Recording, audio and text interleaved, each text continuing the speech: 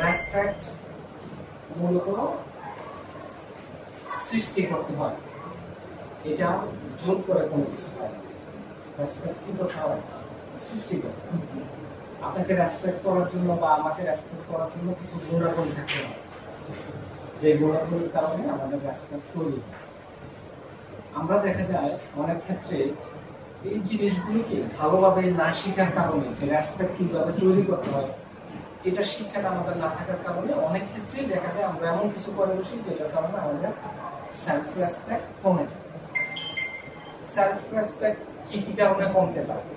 তার মধ্যে একটা হচ্ছে গসিপের কারণে কমতে পারে।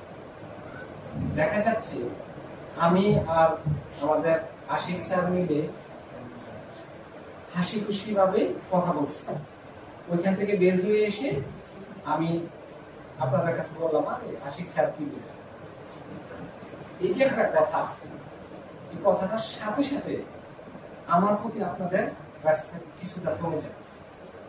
কেন কমে যাবে? আপনাদের অজান্তেই কমে যাবে। কেন কমে যাবে এটা?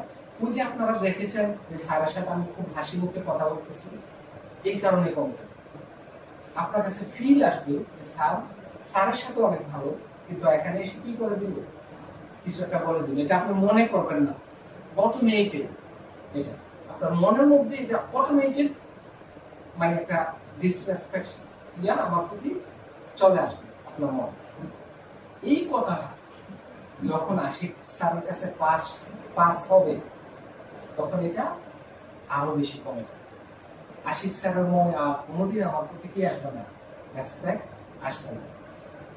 এতে কি হয়, আস্তে আস্তে আমার রেসপেক্ট কমে যাচ্ছে। আমার রেসপেক্ট আস্তে আস্তে কি হলো, কমে যাবে।